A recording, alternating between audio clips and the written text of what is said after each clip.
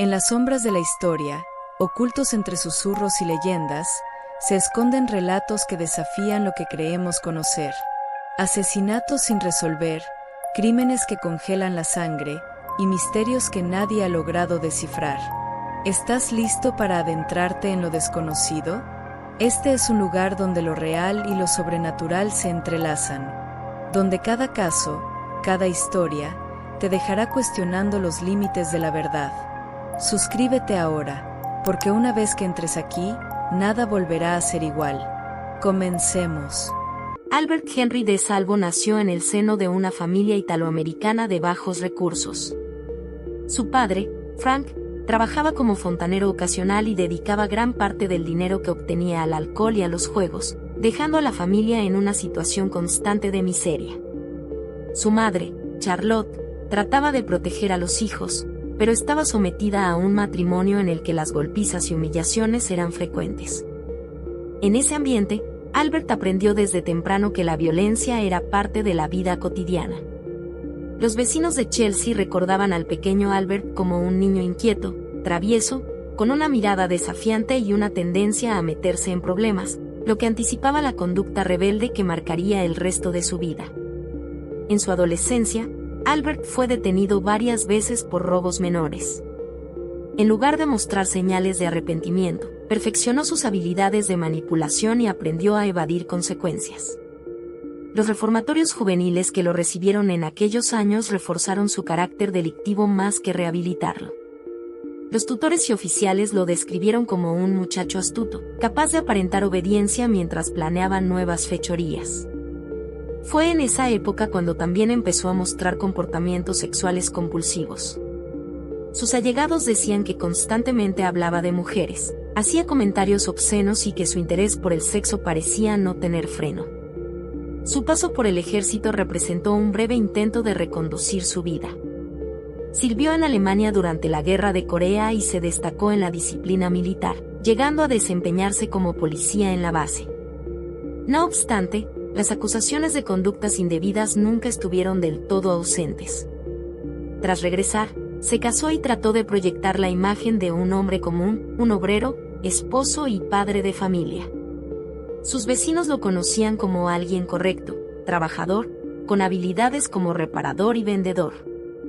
Pero detrás de esa apariencia, continuaba su otra vida, marcada por engaños, robos y agresiones sexuales.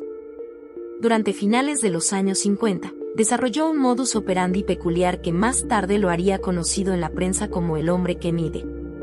Se presentaba en casas de mujeres jóvenes asegurando ser parte de una agencia de modelos o de una empresa que buscaba chicas para trabajos promocionales. Con ese pretexto lograba entrar en los departamentos y convencerlas de dejarse tomar medidas del cuerpo, lo que le permitía satisfacer un fetiche de manipulación y contacto físico. Aunque algunas mujeres lo denunciaron, en muchos casos lograba escapar sin consecuencias legales serias. A principios de la década de 1960, Boston era una ciudad en transformación. La modernización avanzaba, pero persistían barrios obreros y comunidades en las que la vida cotidiana era dura, especialmente para mujeres solas, viudas o ancianas. Fue en ese contexto cuando, entre junio de 1962 y enero de 1964, se produjeron una serie de asesinatos espeluznantes que dejaron a la ciudad paralizada por el miedo. Las víctimas eran principalmente mujeres que vivían solas. El asesino solía ingresar a sus departamentos sin forzar las cerraduras, lo que indicaba que las víctimas probablemente le abrieron la puerta confiadas. Una vez dentro, las sometía y las estrangulaba con cordones, bufandas o prendas de vestir, a veces atándolas en posiciones humillantes. En varios casos se encontraron signos de violación post-mortem. La policía estaba desconcertada.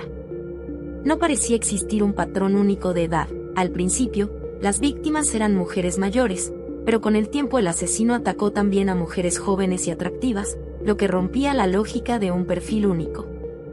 La prensa alimentó el miedo con titulares sensacionalistas que bautizaron al criminal como The Boston Strangler.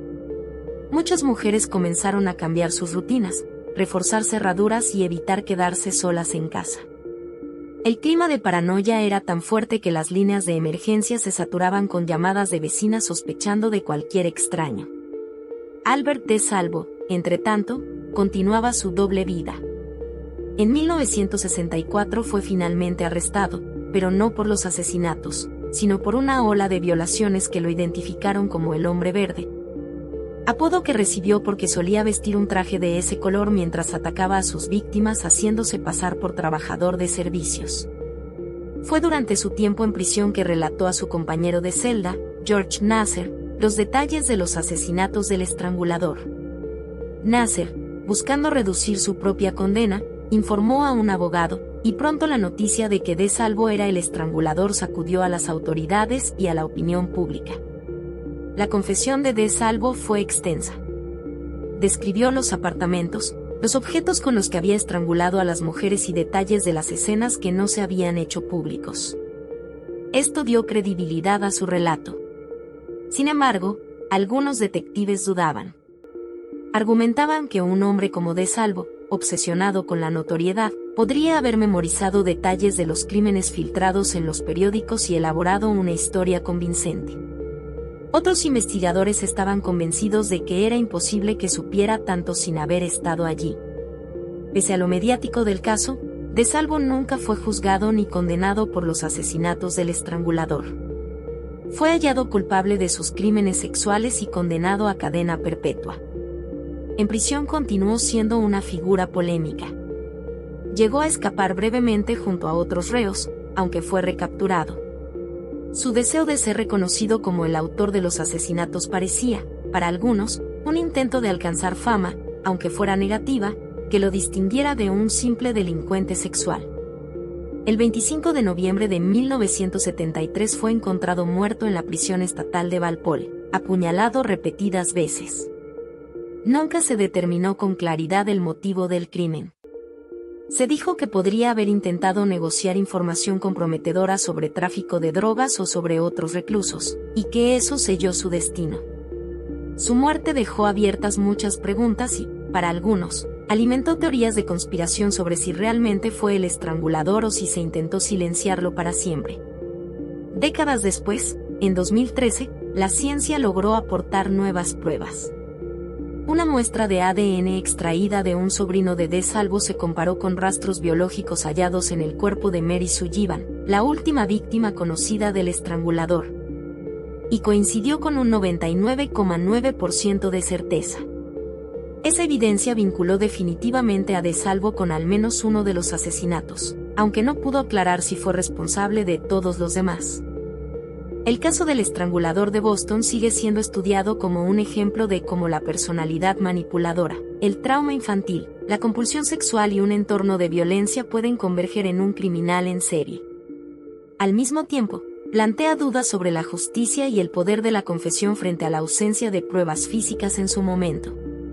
Para muchos, Albert de Salvo fue sin duda el autor de los crímenes. Para otros, quizás fue responsable de algunos pero no de todos, o incluso un hombre que aprovechó la fama del asesino para construirse un legado oscuro. Lo cierto es que su historia se convirtió en uno de los capítulos más aterradores de la crónica criminal estadounidense, recordado tanto por el horror de los crímenes como por las incógnitas que aún persisten.